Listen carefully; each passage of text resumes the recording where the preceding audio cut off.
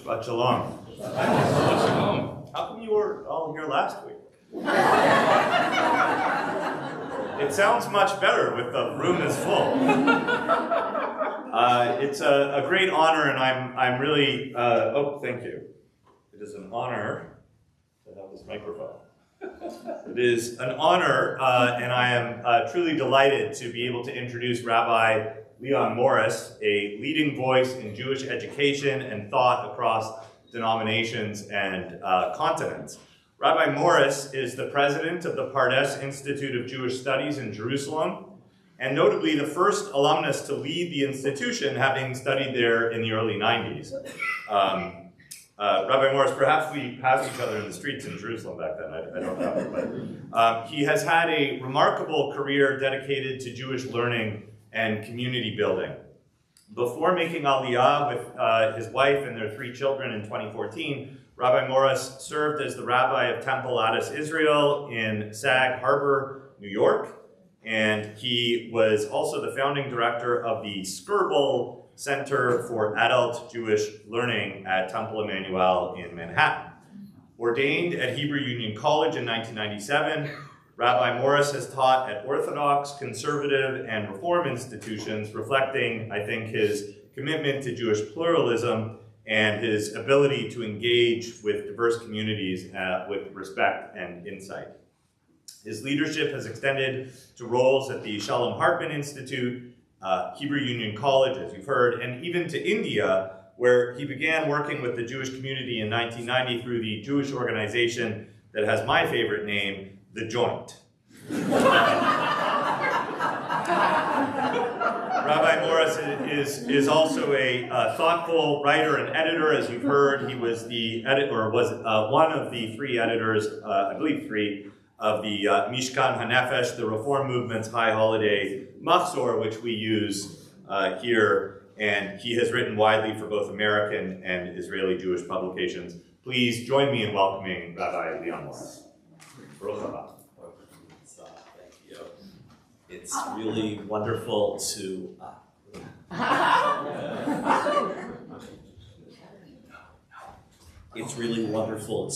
to be here, and thank you for welcoming me so warmly, beginning with a Zoom call that I had with Noah several months ago to prepare for being here to celebrate with you. And it's particularly meaningful because, on many levels, but first of all, I've had a fondness and a deep respect for Rabbi Mira for so many years, and we overlapped in rabbinical school. And it's wonderful to meet Rabbi Brian this evening and all of you. It's particularly meaningful for me to be here as part of Rabbi Noach's installation, because he really represents the depth of love for both Torah and the Jewish people. Noah didn't say that Rabbi Noach is an alumnus of the Pardes Institute that I now have the pleasure of leading. And so we share that, and we share our experiences at Hebrew Union College. And I first met Noach about 7 or 8 years ago, soon after starting as the head of Pardes. And I immediately experienced his warmth, his creative thinking, the way that he combined the old and the new, the texts of our tradition with outside sources that most of us would never link and make those creative associations that allow these ancient texts to speak in new ways. And so I want to share with you tonight 2 ancient stories about communities who experienced their own new young rabbis coming to them. The first is from a midrashic collection called Breshit Rabbah. And we read that Yehuda HaNasi, the editor of the Mishnah, was passing through a town called Simonia. And the people of Simonia went out to greet him. And they said to him, "Rabbi, give us someone who will teach us Bible, teach us Mishnah, and adjudicate our trials." And so Rabbi Yehuda HaNasi provided them with a rabbi named Levi Bar Sisi. And when Levi Bar Sisi arrived in Simonia, they built for him a large platform and they seated him upon it. And he found himself, as we'll learn in a moment, unable to articulate any Torah.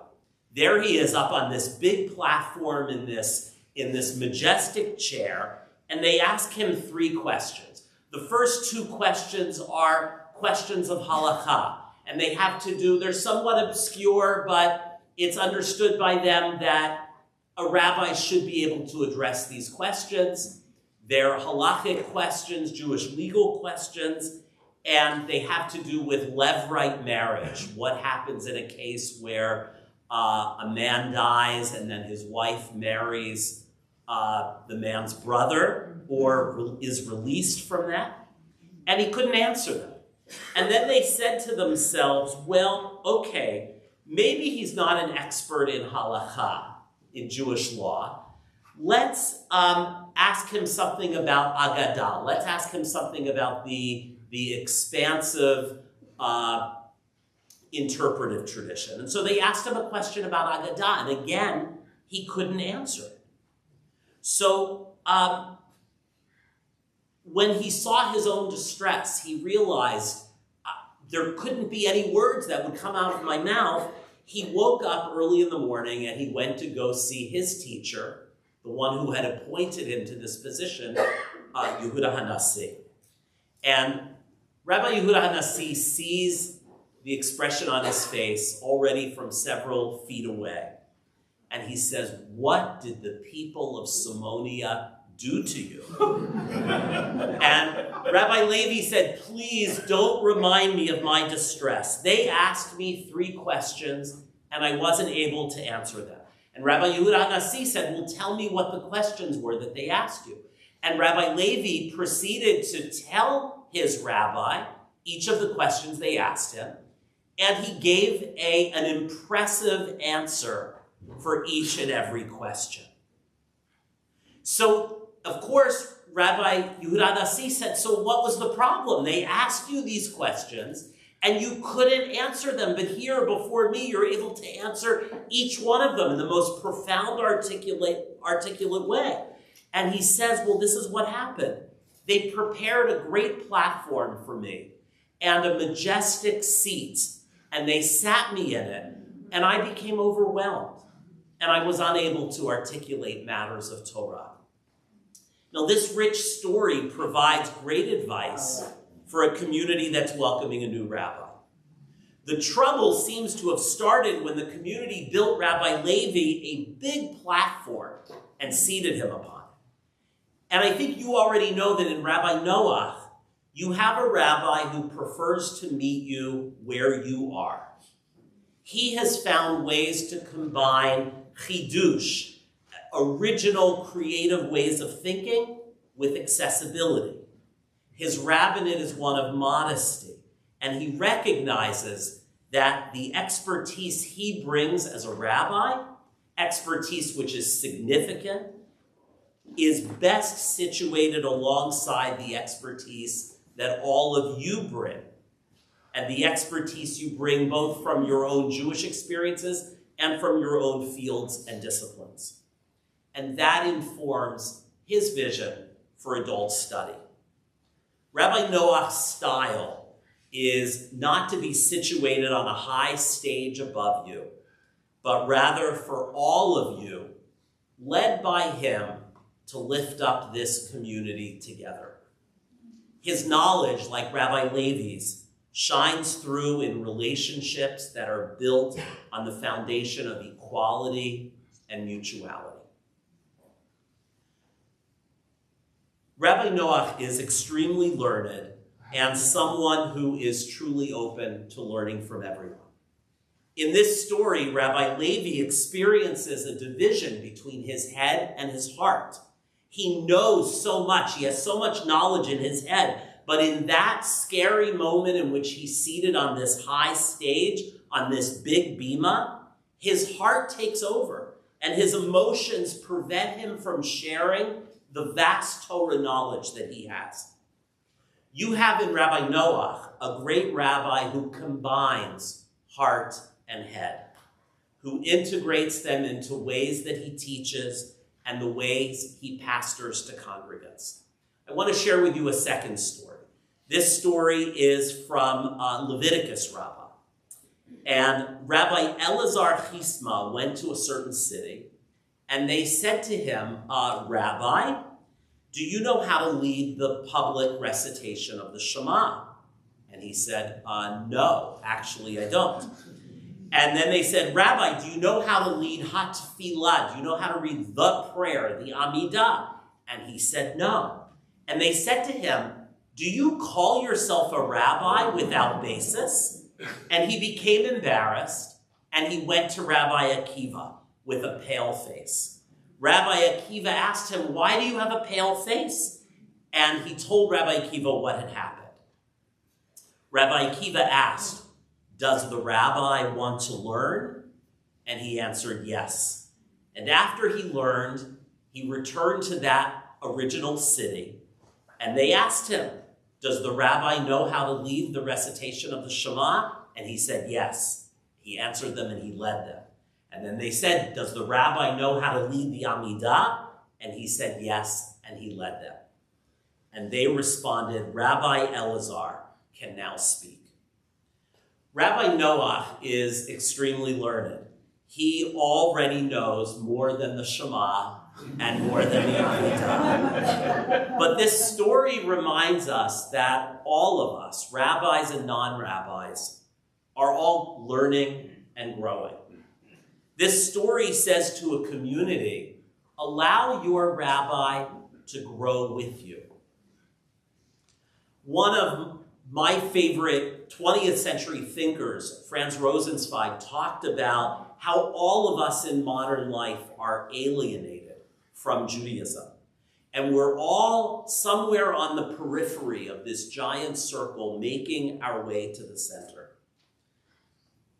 Particularly in a community that is as Jewishly diverse as this one.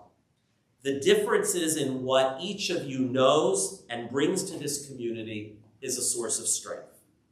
You don't want a rabbi who has all the answers.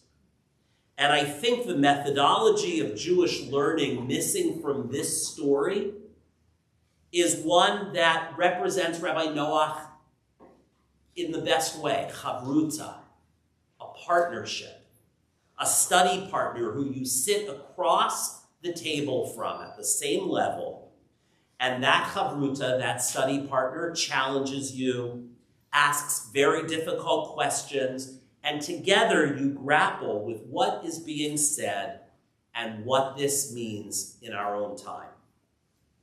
And about this model, a Talmudic sage famously said, O chavruta, o mitzuta.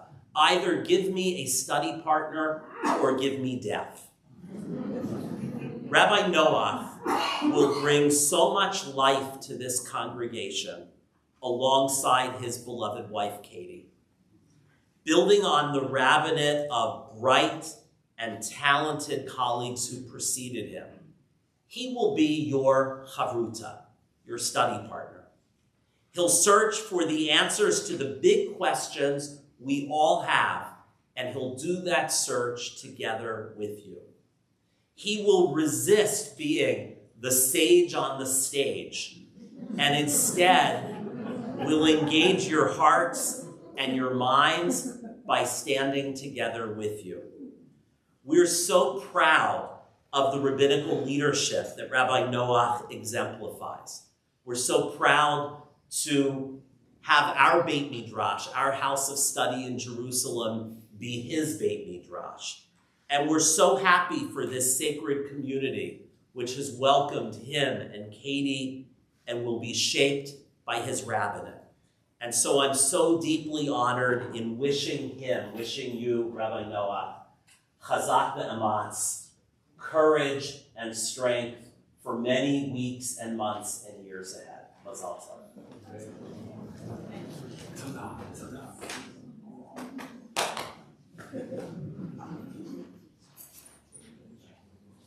Thank you Rabbi Leon Morris. I am so deeply touched and honored and appreciative of your words.